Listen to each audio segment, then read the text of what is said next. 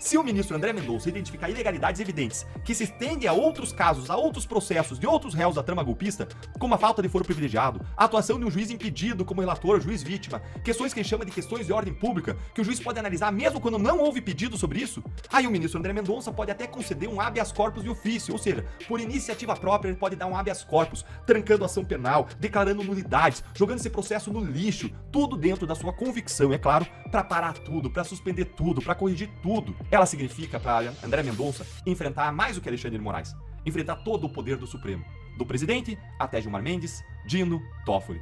Significa enfrentar a retaliação de Lula e do PT, não só a partir do Executivo, mas a partir do Parlamento e do Senado Federal. Significa começar uma guerra com o Supremo. Sejam bem-vindos, o meu nome é Bruno, deixe o seu like e inscreva-se no canal.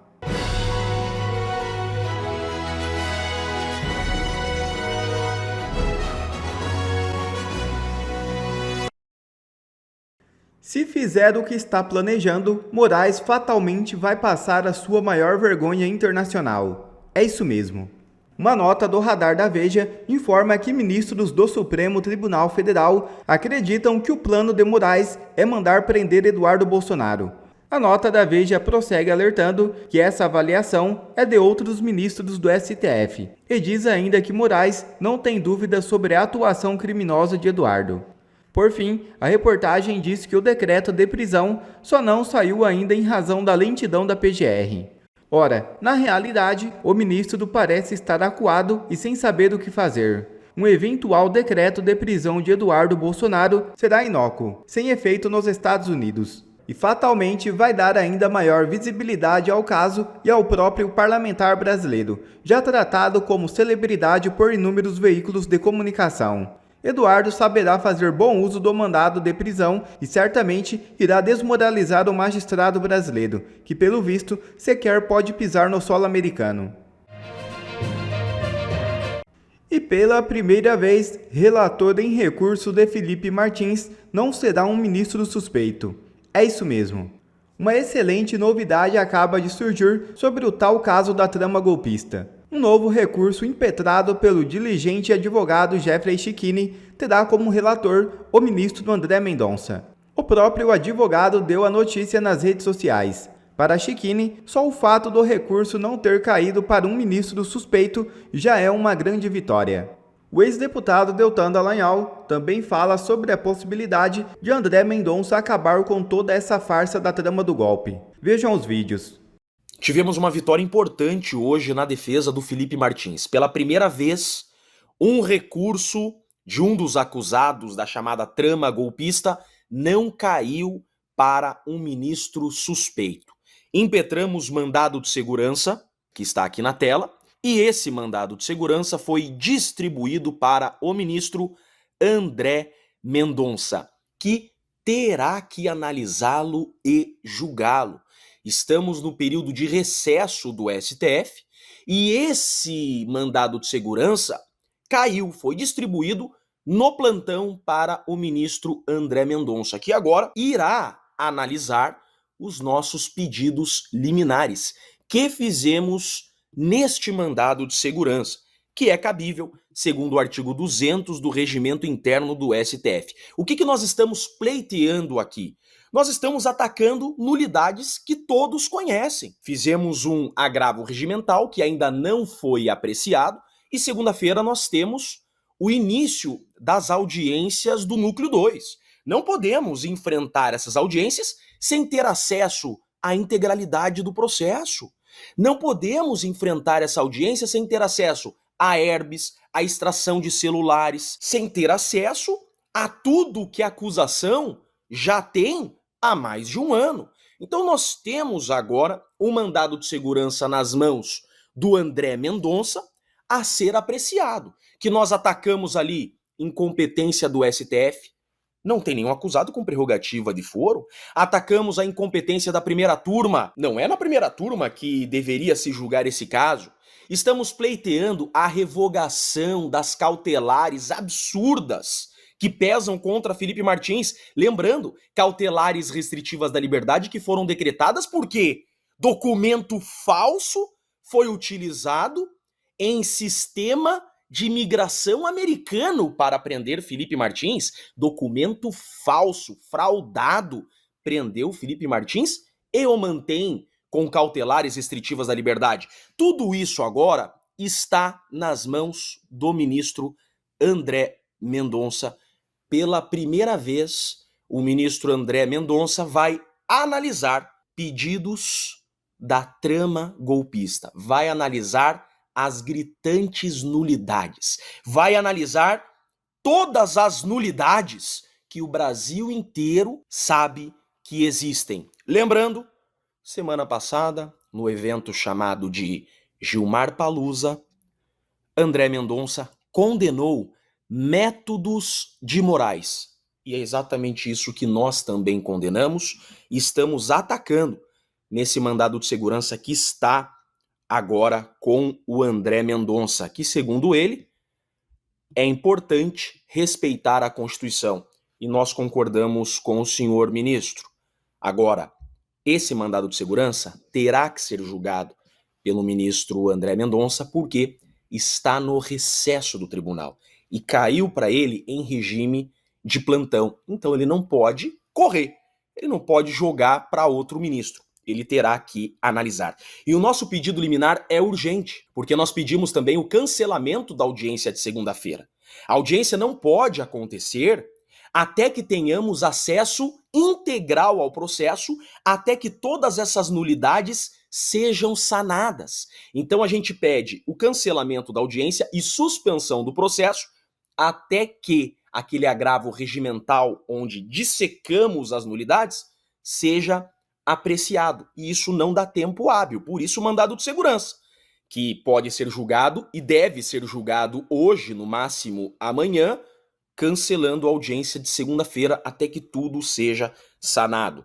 O devido processo legal não permite que o advogado vá para a audiência sem ter acesso integral à acusação. Isso é respeito ao contraditório e à ampla defesa, que o ministro André Mendonça tanto tem defendido nos seus discursos. Agora ele terá a oportunidade de defender a Constituição e a correta aplicação da lei. Esperança! Cai com o ministro André Mendonça um pedido que pode detonar a ação do golpe. Será que ele vai peitar Alexandre de Moraes? Ele vai virar herói? Lê aqui comigo essa notícia que saiu no portal Platô. Pedido de Felipe Martins para suspender audiências do processo do golpe cai com Mendonça. Sim, gente. Foi distribuído para André Mendonça um pedido feito pela defesa do Felipe Martins, que agora está sendo representado pelo advogado Jeffrey Chicchini, atacando os abusos e ilegalidades de Moraes nos processos da ação do golpe do 8 de janeiro. Com isso, agora André Mendonça tem o poder hoje para suspender o processo, para apontar e demonstrar cada ilegalidade e até para soltar pessoas presas, expondo para o Brasil e para o mundo os abusos do STF.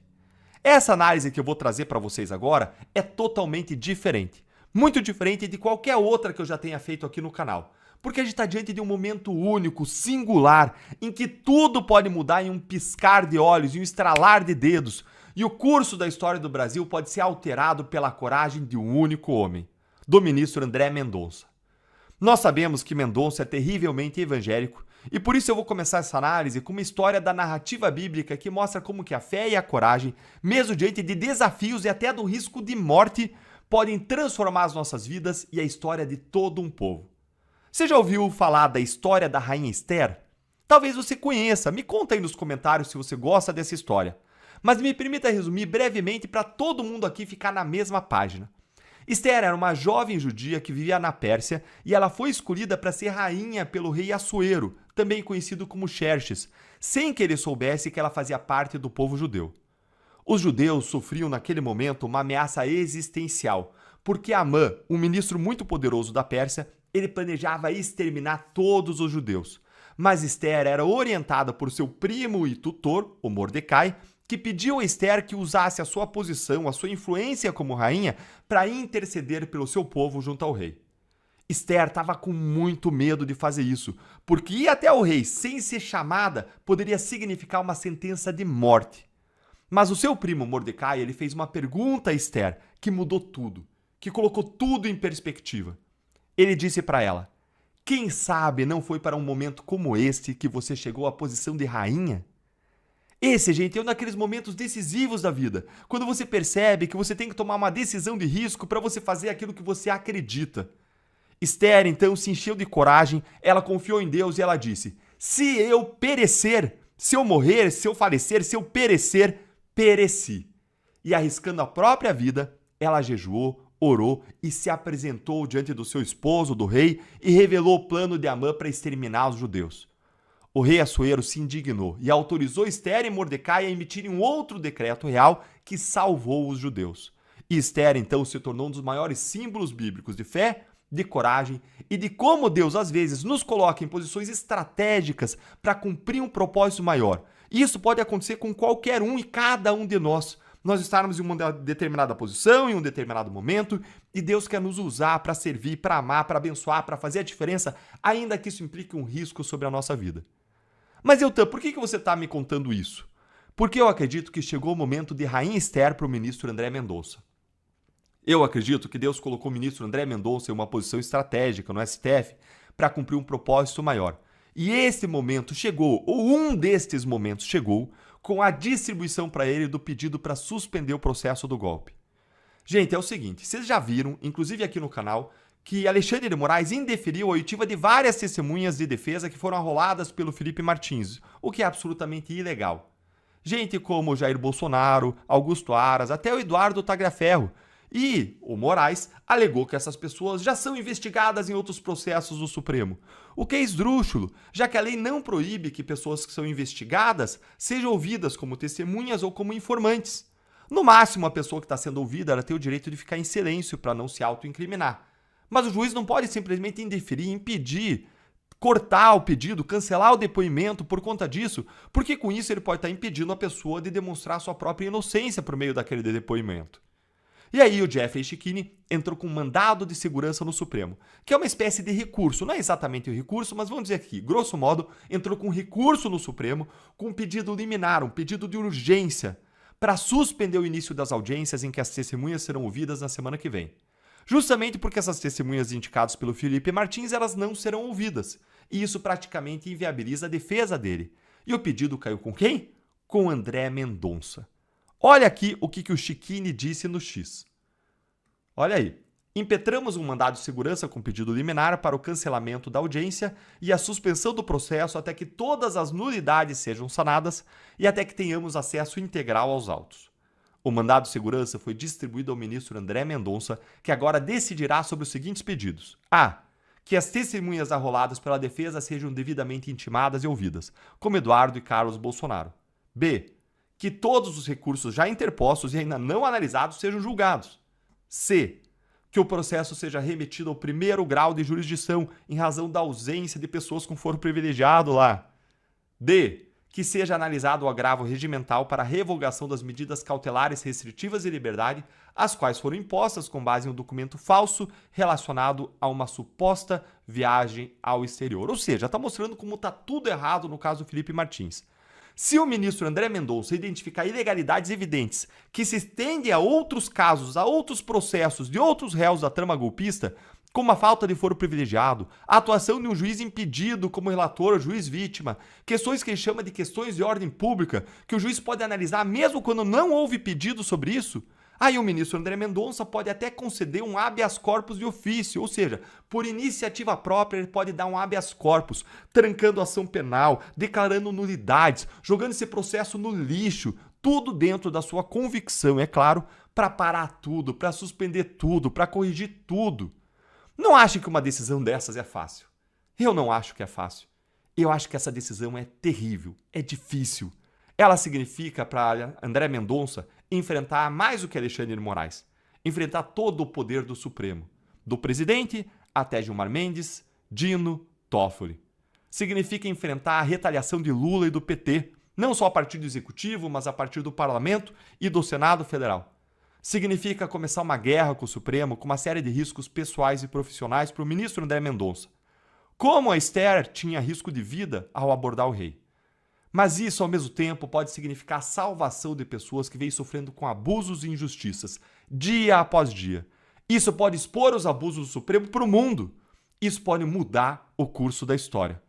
Parafraseando o que Mordecai disse para a rainha Esther, quem sabe não foi para um momento como esse que você chegou à posição de ministro, ministro André Mendonça. Que Deus dê sabedoria a você. Que Deus encha de sabedoria o ministro André Mendonça. Que você seja forte e corajoso. Que Deus te abençoe. E saiba que você conta com as nossas orações e com o nosso apoio. Em agosto de 2018, o Trump aplicou sanções da lei Magnitsky contra o ministro da Justiça e o ministro lá do interior da Turquia. De novo, proibindo viagens, impedindo relações financeiras com instituições americanas, bloqueando ativos. E o que aconteceu foi que, no mesmo dia ali das sanções, a moeda turca se desvalorizou 20% em relação ao dólar. Veja o impacto disso. E foram sancionados 2 ministros do executivo.